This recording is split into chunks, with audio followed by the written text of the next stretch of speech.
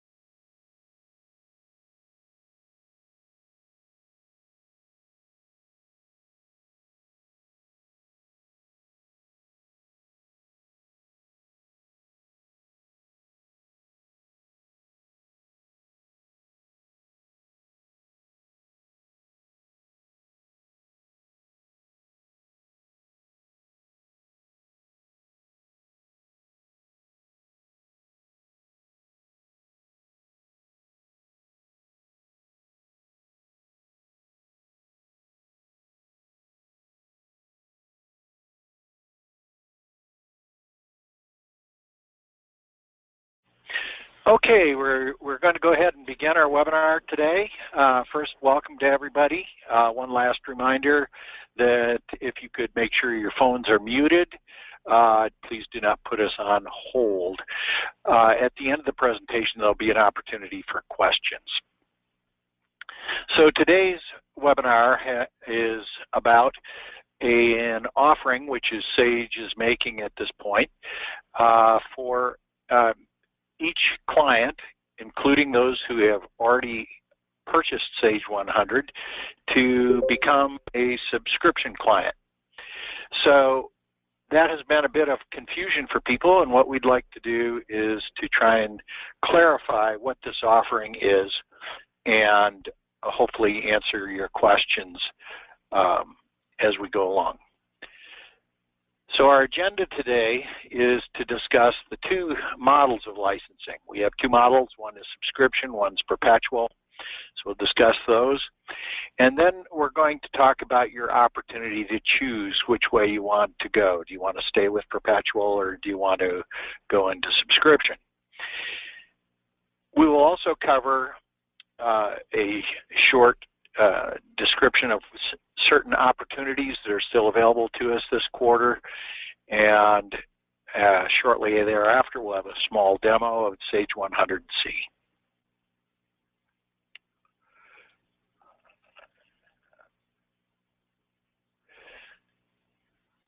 Okay, so first we're going to discuss what a perpetual license is. Perpetual is probably what all of you on this phone are on at this point.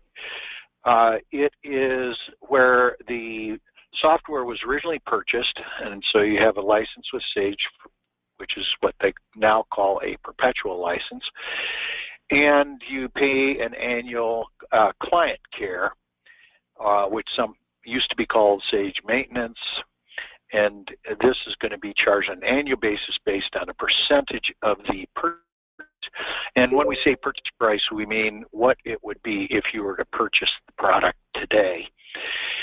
So we have 3 levels of client care, platinum, gold, silver, and most clients are on either the gold or the silver at this point. Perpetual, by definition, means the Sage 100 model. We also have a model which is called the subscription model, and this is an annually renewable fee, and it is more akin to, I will call it a rental of the software. And so each year you would pay an annually renewable fee, or you could pay optionally the fee on a monthly basis. They charge about a 10% premium for going monthly, but if you like to spread your payments for the annual subscription, you can do that on a monthly basis. This fee is paid directly to Sage on a direct withdrawal or credit card. And instead of us charging you the annual maintenance or Sage charging you the annual maintenance from a perpetual standpoint, Sage handles this all directly. And so from this perspective, you would not hear from us regarding the renewal of your subscription. The fee that you would pay for the subscription is based on the level of client care as well as the modules that you are utilizing. We call this version of Sage 100 the Sage 100C model. So if you're still confused, if you purchase the software, you're on a perpetual basis. And if you're on the perpetual model, you have Sage 100. If you are not, but you're on Sage 100C, that means you're already on subscription.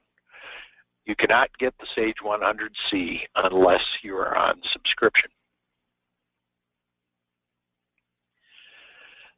So at this point, since you're all on perpetual model, the question is, can I change to subscription? And the answer to that is yes. Now, generally what's been going on, when it comes time to renew your Sage 100 maintenance, Sage is now offering you also the opportunity to obtain subscription. And so we end up giving you both prices, the price for renewing your maintenance as well as the price for subscription. Now, if you're already a subscription client, you cannot perpetual. If you've been perpetual and you decided and you changed your mind, the question is, can I change back? And the answer is yes. If you started from perpetual, you can change back from subscription to perpetual if for some reason you didn't want to continue on a perpetual basis. So the question comes up, why is Sage offering this new model, this subscription model? And what they have done, they've done a significant analysis on where the software business is going. And by 2020, they're estimating that about 70% of all business software is going to be in the cloud, in a SaaS or software as a service model. So right now, this is not nearly at that same level, but they are gearing up to be able to respond to people's wishes to be in a cloud offering. Many of the younger clients that we have been requesting software that's in the cloud, and so this is important for their decision in terms of going to subscription. You need to understand this model is not just unique to Sage. All the major software manufacturers are now going to the model of subscription, and in fact some are exclusively on a subscription basis.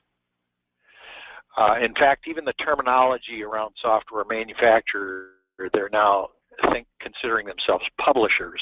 So if you think of this as kind of like renewing your magazine subscription, that's what it is. Actually, historically also, originally in the mainframe business, this was also on a subscription basis. So this is actually an old model that's being resurrected for the days of cloud software. So Sage is currently in the process of preparing the software to go to the cloud, and Sage 100 is going to be an offering that is going to get there. This is actually good news for you. It means that Sage is going to continue to consider this a strategic product, and it also means that they're going to continue to develop the Sage 100 product. So what we're looking at right now, we had talked about this after Summit of last year, but it is now becoming clear in the Summit that we went to this year that this metamorphosis to cloud is in process. And by that, I mean we have to get the product to what we call the framework level of modules. All of the modules that are out there right now are in framework with the exception of job cost, work order, payroll, MRP, and time card. Those modules by late 2017 or possibly early 2018 will be all in the framework. This means some really good news for everybody because those modules, which have been limited in some of their customization, will actually be able to utilize the framework structure so that we can put significantly better customizations into the product. It also changes the database structure into more SQL-like database. And so those modules will then be offered also in the SQL version, which is called the premium version of Sage 100.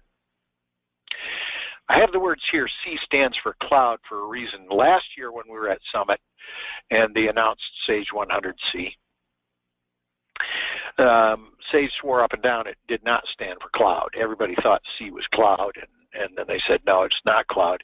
This year at Summit, they actually revealed that C is going to be cloud, and so therefore that is the eventual way that the software is going to go. Now, does that mean that you're not going to be able to keep it on-premise? No, that's not what it means. We'll be able to do it either in the cloud or on-premise when it gets to that point. So we have a little bit to go before we actually see Sage 100 in the cloud, but just be aware that it's going to be the Sage 100C version.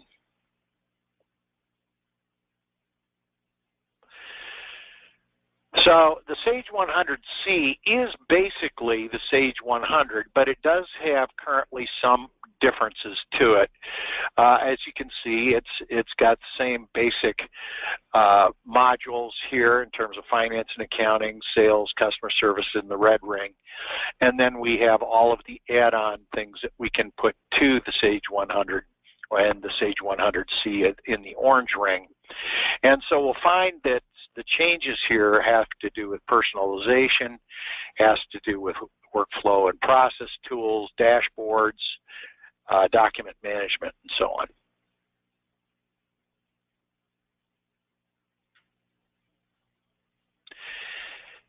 So the question is, if I go to subscription, what do I get? Well, first off, you're getting preparation to have the A version which will operate in the cloud. So we've talked about that already. But we have a new modern user interface with the Sage 100C. We also have some updated dashboards, so it kind of makes them a much more modern look and feel, and the ability to customize those dashboards. We also have the ability at this point, and this is time sensitive, to shift to the premium version if you have always wanted to be on the SQL version of Sage 100, we can actually shift you to the Sage 100C Premium if that is something you so desire. Now, you won't be able to get to the premium level if you currently have non-framework modules, those modules we talked about before: work order, job cost, time card, payroll, and whatever, MRP. There you go. In the 100C, they're also, if you have inventory, they're also providing you with a free version of the Inventory Advisor Basic. And that is a inventory optimization tool. If you haven't seen that and you have inventory, it's a very powerful tool, and it's a very unique tool, frankly, to the Sage 100. I am unaware of any other product that provides the equivalent to Inventory Advisor. So certainly some products have things like MRP modules and so on, but that is distinctly different than the Inventory Advisor. So you'll get the basic version. If you want to upgrade to the enterprise version, you can do that if you so desire, but that's an additional charge. So the other thing that you get is you get both the Report Manager, and if you did not purchase the Designer before, you get the Sage Intelligence Report Manager and Designer in this Sage 100C. We have the ability to add Sage 100C Manufacturing, which is really a product that's been around a while called Job Ops, which is available on subscription basis, and it is the build-to-order portion of Job Ops. I believe that most people will still want to stay with the normal Sage 100 manufacturing modules, since especially those are coming into framework. But there is an option there for the 100C to add this 100C manufacturing. 100C will also allow you to use the standard manufacturing and MRP modules, so you do not have to opt for the Sage 100C manufacturing, even if you're in Sage 100C. So the next question is, well, what do I lose if I go to subscription? Well, if you're currently using Sage CRM and you are an extended enterprise suite user, where you had the ability to have CRM concurrent users, that's as opposed to Sage 100 concurrent users, CRM concurrent users. If you are going to go subscription, those users will need to be converted to named users. But at this point, that is primarily the only thing that you're going to lose. And also, I'd like to reiterate here, this does not do anything to change our relationship with our clients. There's no change. So it's still something that we support. It is basically the same product, just a little different interface, and we're happy to continue to work with you as your trusted advisors.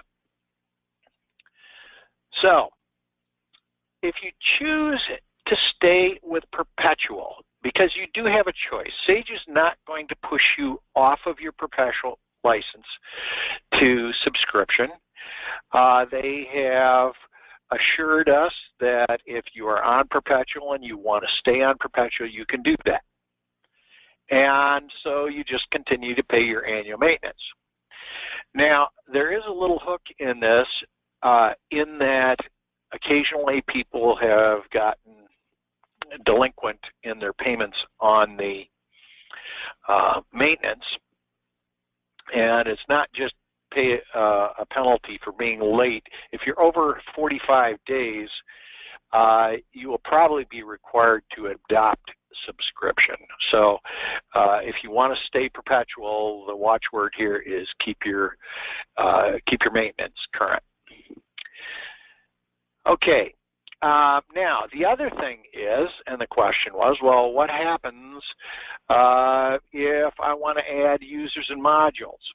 There is a 12/31/16 deadline at which anyone who is new to Sage 100 will be required to be on subscription. So the question is, well, after 12/31/2016, what if I'm on perpetual? Can I still add users? Can I still add modules? And the answer to that is yes. You still will be able to add users and modules and stay perpetual if that's what you choose to do. So what we did was we put together a little grid on 4 companies and their quotes. And these are an example of their annual client care renewal if they were staying perpetual. That's the first line. If they elected to go subscription monthly or annual subscription, those are the next 2 lines. So if you focus on the top line and the bottom line, you can see that in some cases, Company 1, for example, has slight increase above their annual maintenance. In the case of Company 2, they actually had a reduction with the annual subscription. Company 3 had a reduction, and Company 4 had a reduction. So just be aware that you may be slightly higher or slightly less if you go to subscription, but that is it's pretty much in the noise level.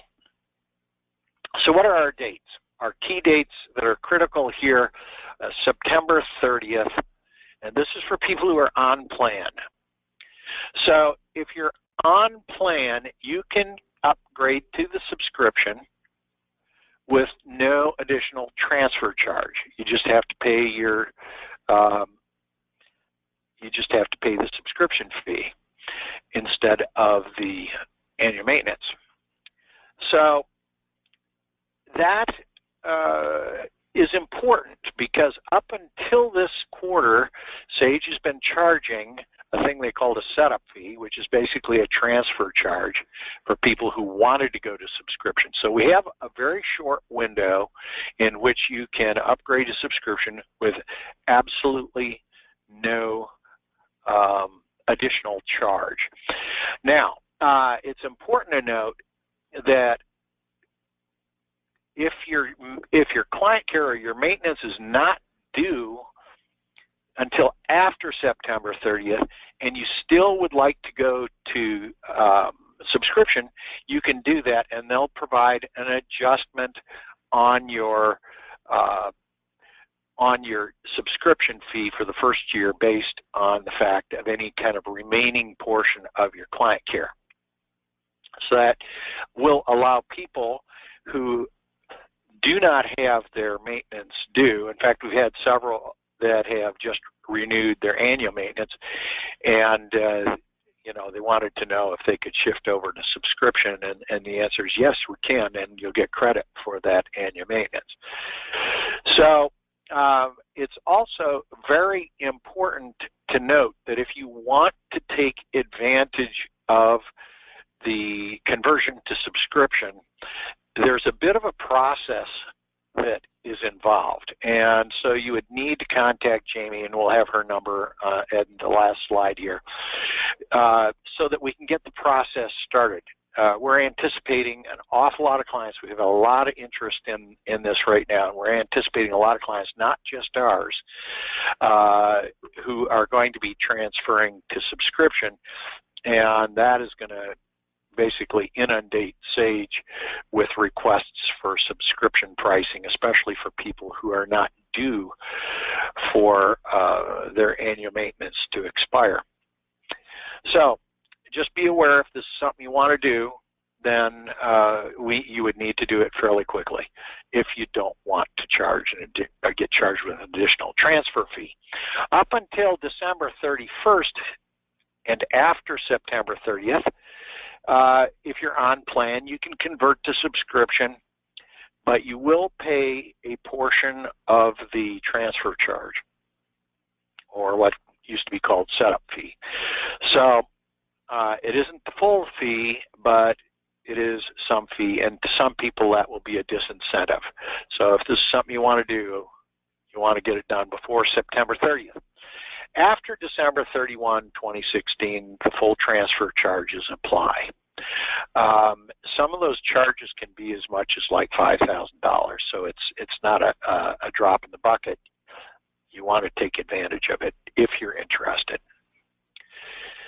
Okay, so we also have some additional opportunities this quarter, and this is beyond the subscription portion.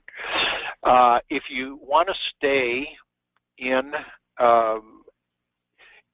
the perpetual license and you want to upgrade from either Sage 100 Standard to Advanced or from Advanced to Premium, you can do that with a save 35% on the price of upgrading the platform. Now, again, if you're going to do this as a subscription, that upgrade to either Advanced or Premium is without cost.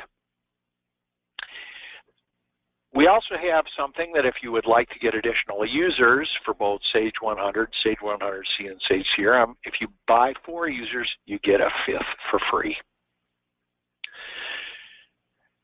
Sage Intelligence licenses, if you need more of those, there's a 20% discount going on now. And Sage HRMS, this is something, by the way, if you are interested in HR, now is the time to do it.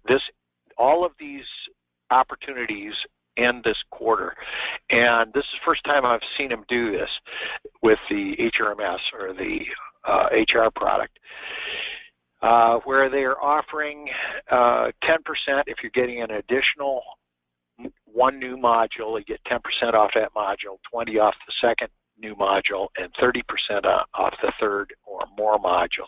So if this is something you have an interest in doing, or if you already have HR and you want to add new modules, this can be really a good opportunity for you. What I'd like to do now is just give you a short demo of the Sage 100C interface, and then we will open it up to questions.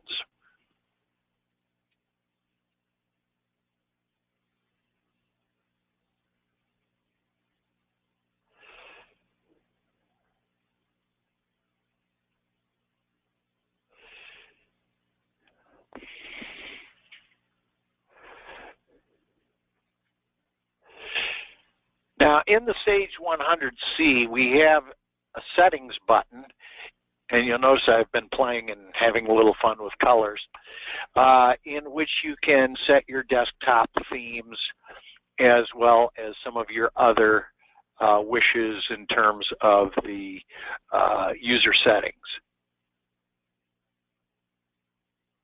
I'm going to pick company ABC. If you don't like the ugly yellow, you don't have to have the ugly yellow. One of the things that has changed is the new dashboard. And so the new dashboard is much prettier, much better touch and feel. We have some levels of customization available to it.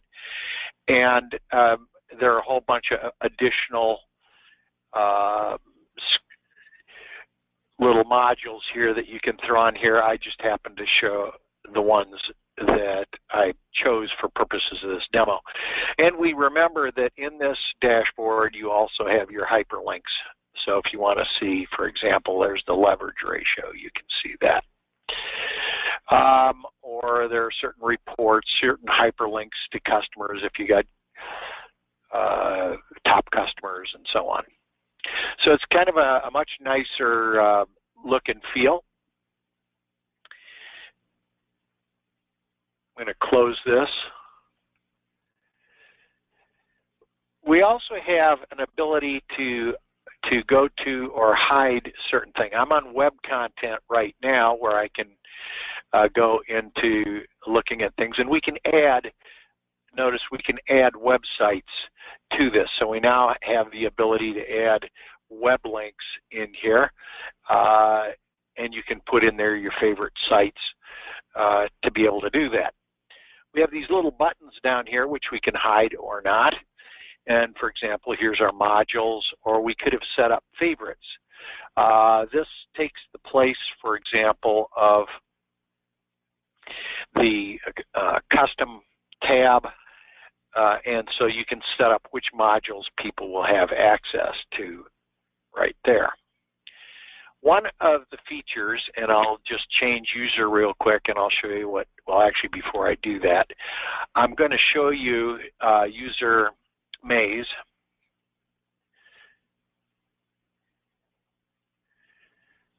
And I will pick company ABC. And we can see that they have access to modules. However, if I change their setting,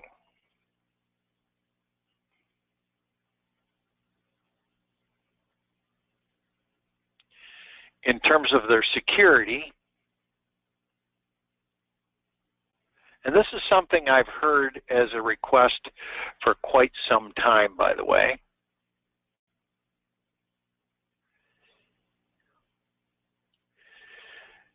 And so I'm going to go into role maintenance.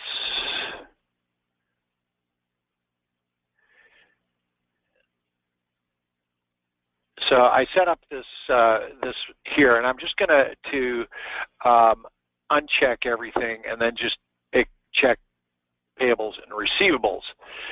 So by virtue of selecting that, it happens to be that that is the role for Maze,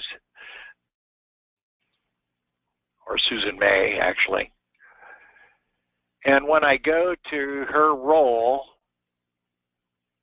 we'll see that she's only seeing the modules she has access to. So if we don't give her access to certain modules, they won't show up. What you might be aware of is you say, well, I didn't select sales order. Well, it's smart enough to know that it only is certain inquiries in sales order. So they don't have access to the full module because all they got is receivables and payables. Purchase order, same thing. The only thing you got here is vendor inquiry or RMA, certain inquiries. Barcode just is one of those modules that unfortunately if you got it, it stays there because you may need it if you're selling things with barcodes. So the point is now what happens when you limit users to certain modules, they will not see the other modules, which has been a request for quite some time.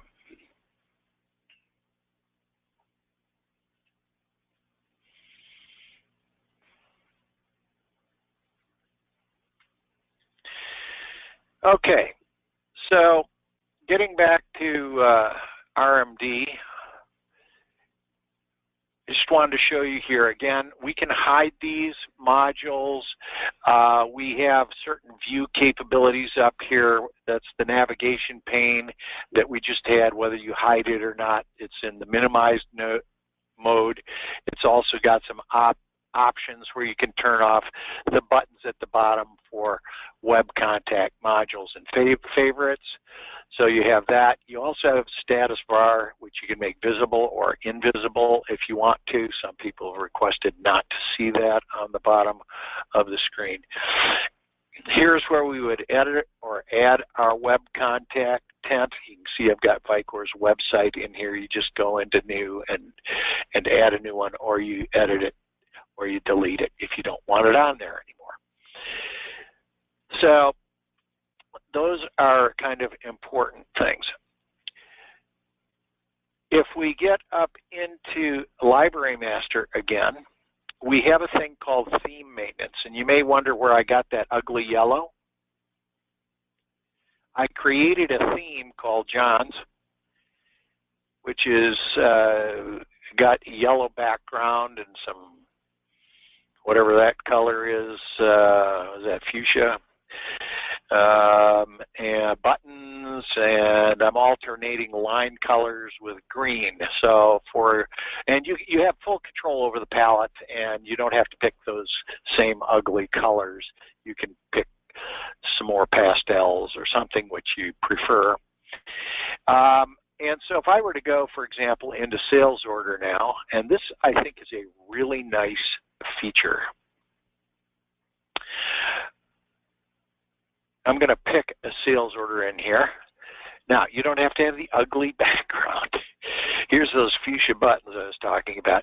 But when we go to the lines, this is a nice feature where it gives you alternating colors on the line so that it helps you go back and forth in terms of seeing what's on those lines, because sometimes if you got a grid with a lot of lines on it, it's kind of hard to see which line you're on.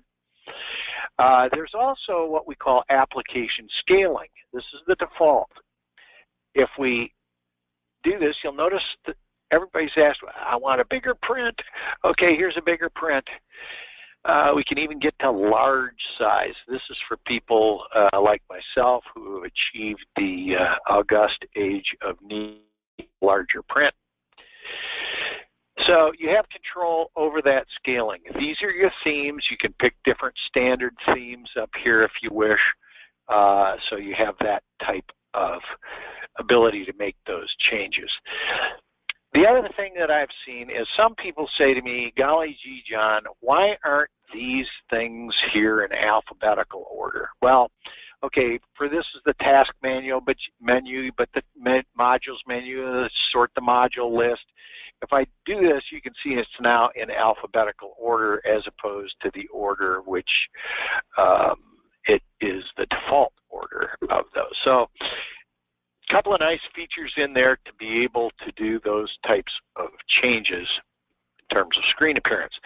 Now, these types of things that I'm talking about here are controllable at the user level, so that you have the ability, if one person needs a little larger print than somebody else, it will be at the user level. They can make those types of changes so that they can see the print better or whatever else changes, change their theme, whatever they want to do. Not a big deal. Okay, so we also have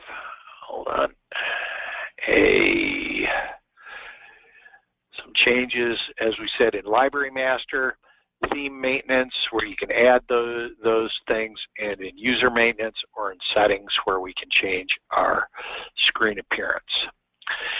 So that is primarily a short list of the changes to the user interface. And so right now we are at a point where if you would like to ask questions, we will open it up to questions.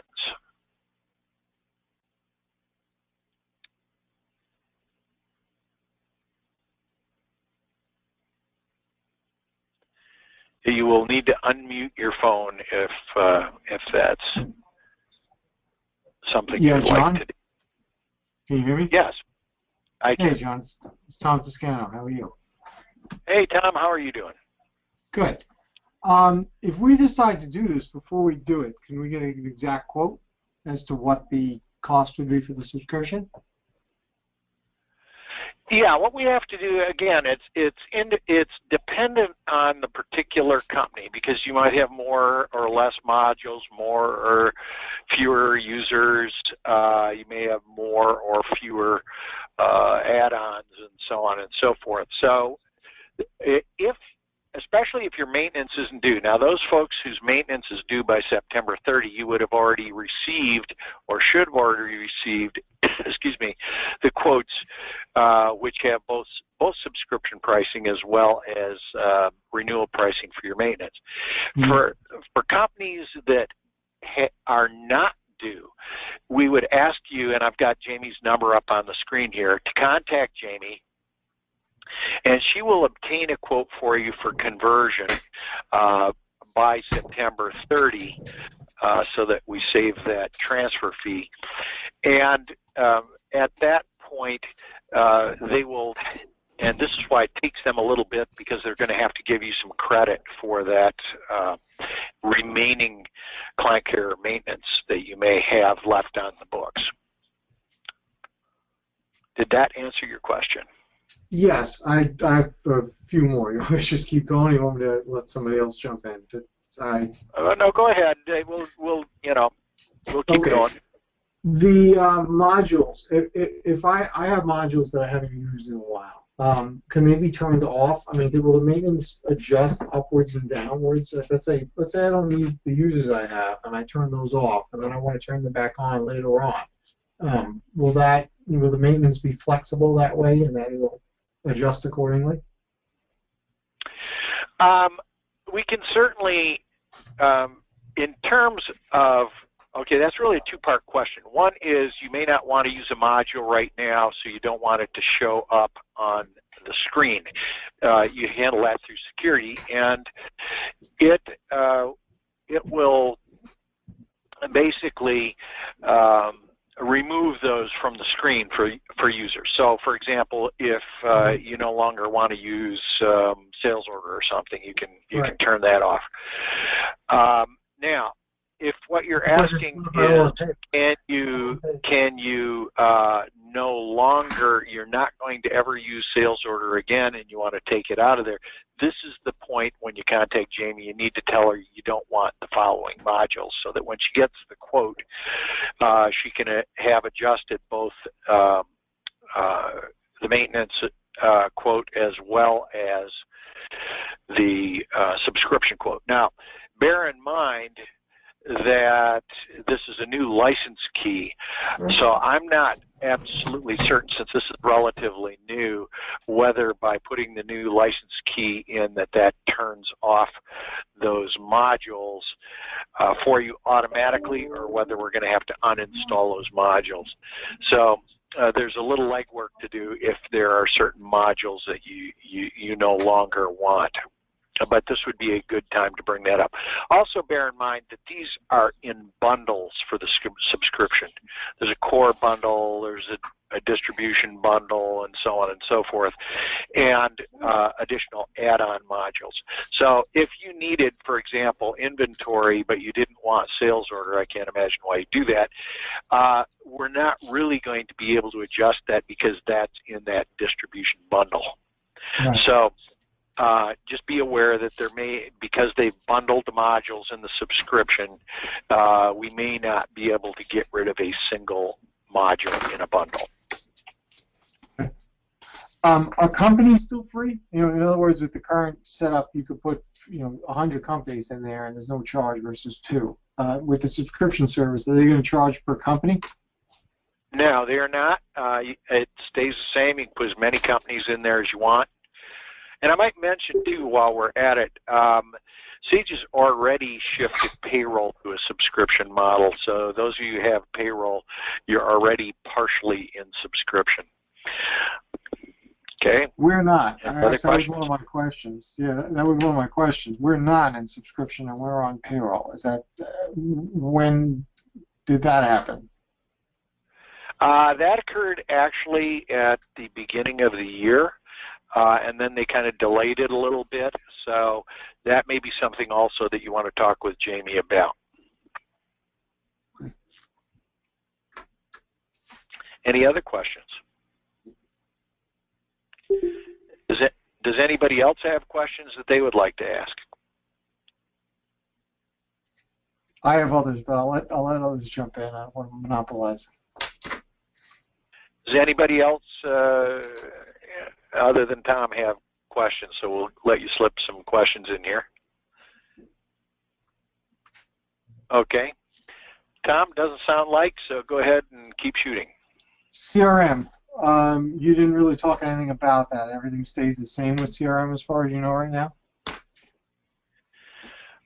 Everything is staying the same with CRM now. There is one question that I am not aware of, whether or not they're going to shift you to, I don't believe that you have to go to subscription on CRM as well, but that may very well be that CRM jumps to a subscription basis also. Now, I think you were on Extended Enterprise Suite, as I recall. So if you're using concurrent users on CRM, that would be a difference because you will shift to named users. Right. Yeah, no, we're just using the named users. We didn't do the concurrent. Okay. Okay. What is HRMS? You mentioned that. That's Sage Human Resources system.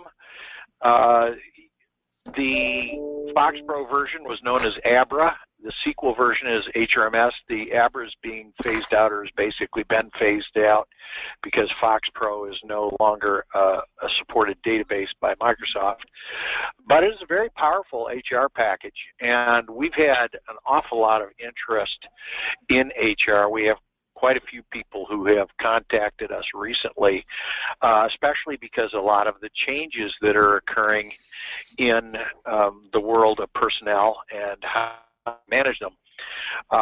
And this is particularly nice for people who are using Sage 100 payroll or the payroll subscription from Sage, because there's an integration with EHR and that product. It's a very nice way to keep track of your employees and the demographics, and there's just a myriad of reporting in it, including a lot of reporting that is required by statute. You may be subject, for example, to producing an EEO-1 report if you're above 100 people. You may be subject to filing OSHA reports, and so that sort of a thing is in there. You may have to manage the COBRA requirements. That's in there. Lots of reporting and a lot of byproducts out of it. And it also is customizable and has an ability to produce reports and uses Crystal as a report writer. So very, very nice package. It's modular driven. There's also a thing called the employee self-service, which is a web-based thing where people can request time off, do open enrollment with it. And so I don't want to take up the time talking about that product necessarily, but if you have an interest in it, we'd love to talk with you. Okay. I think my last question is, you mentioned non-framework modules. You rattled them off. I got them down. But you said payroll is one of them. That's the only one I think they're really, it's in time card. You said that those have to change over to framework, and then you said that you're asking us to go to subscription 100C. My question is, can you move to 100C if you're using those modules, if they haven't been changed over? Yes. The answer to that's yes. Now, later this year, now we're going to get a sneak peek shortly on what the new, what they call Phase 2 payroll is going to look like. But I'm being told that this is going to be very, very nice. A lot of nice enhancements on payroll, where the integrations are going to be strengthened.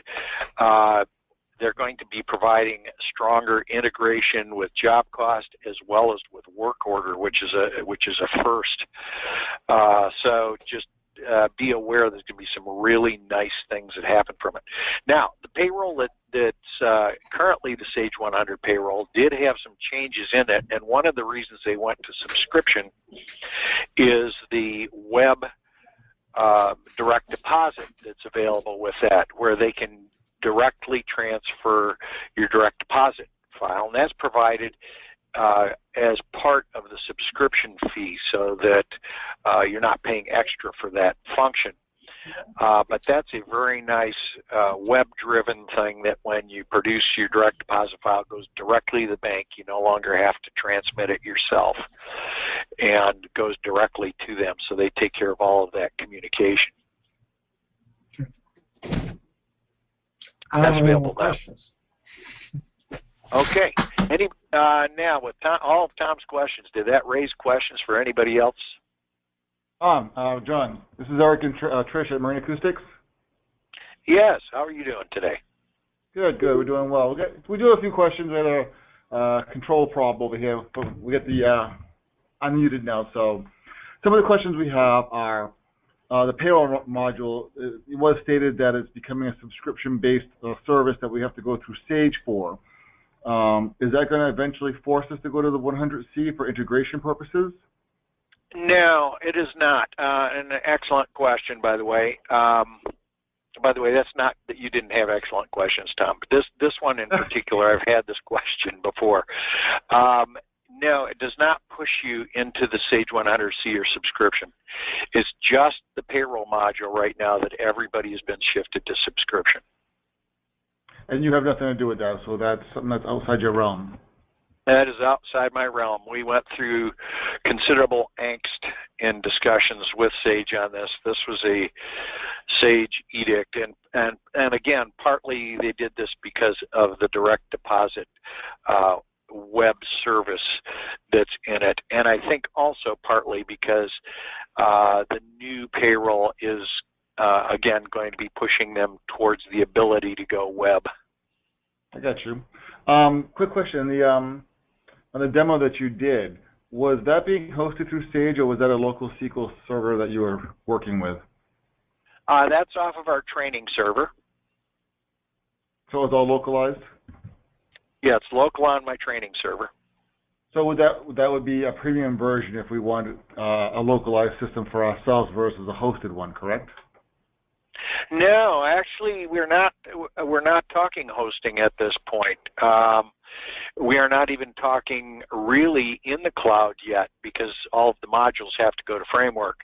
I am running that currently on my appliance server, which I use for training. And some people, by the way, kind of like that appliance server to use in-house because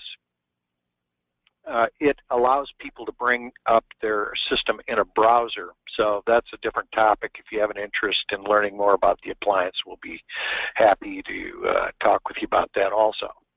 Totally lost me. So I think that threw up a question. So the 100C, which is cloud-based, doesn't really mean hosted-based. It's just the notion of it's internet-driven. Actually, at this point, it is kind of like not ready to give birth to putting it to the cloud yet. So they're pushing that. They're pushing toward that. And so that's what I was saying. Last year's summit with Sage, the Sage Summit, they said unequivocally C does not stand for cloud. I guess they didn't want to get people's hopes up. This year they said, yeah, C is going to stand for cloud. But there are certain things that have to change in the programming and the structure of the system before they'll be able to bring that to the cloud, part of which is the database change, which they need to do also because once all of the modules have gone to Framework, this will also allow people to shift to SQL that have not been able to shift to SQL in the past and that have been waiting with bated breath to be able to go to SQL. So there's a lot of territory that's going to have to happen between now and actually seeing this on the cloud. And again, we're being assured that if you want to maintain yours as a local install, that's perfectly acceptable. Okay, yeah, that throws it for a curveball because like the whole talk about cloud and the 100 perpetual versus the 100C annual subscription, and one's cloud, one's not cloud.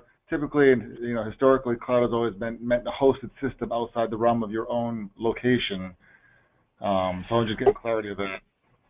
Yeah. So again, I don't want you to get confused. Subscription is basically just, like I said, more like a rental, if you will. It's either a monthly or an annual fee. That's all a subscription means. Hosted systems, we do have people who have their 100s hosted at this point, and they connect up to a hosting facility for their Sage 100. So we do have people who have hosted their 100 right now, and you can host both that and the 100C.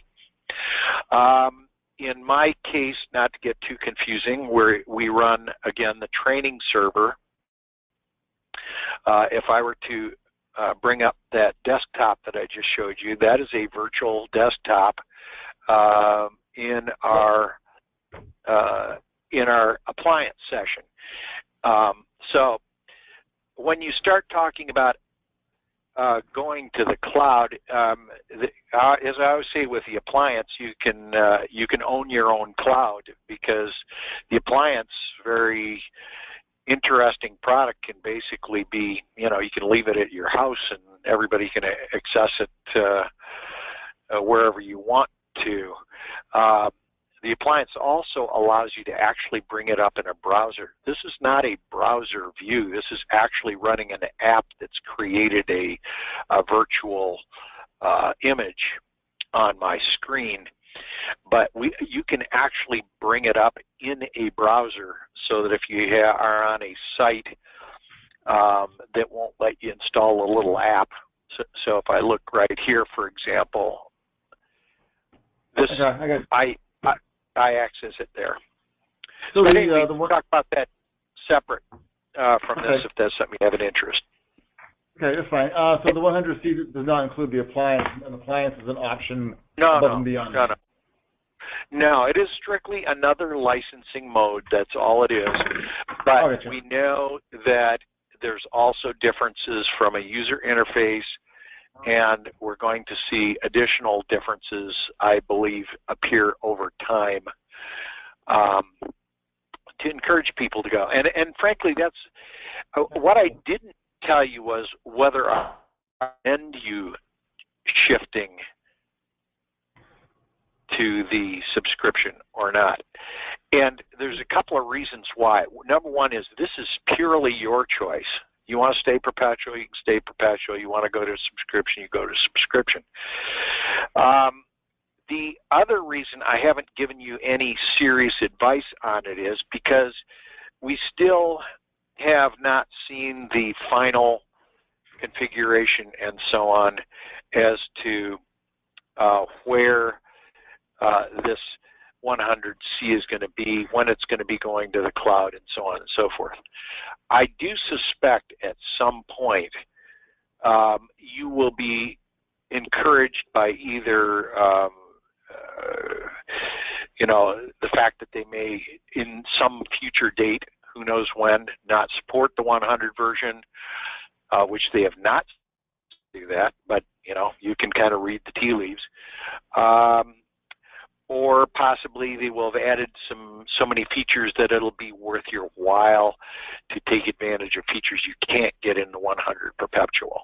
So the reason I'm putting this on is there's been a lot of questions about it, and that I wanted to make sure everyone that wants to has the ability to get there without having that transfer fee. Any other questions? Okay, so once again, if you have any questions beyond this, be sure and contact Jamie at our office and extension 101. She will help you get answers to it. If you want quotes, we can get you quotes. But feel free to give her a call. And then if there's other technical questions beyond that, or that we need to schedule a little short session with anybody, we're happy to do that.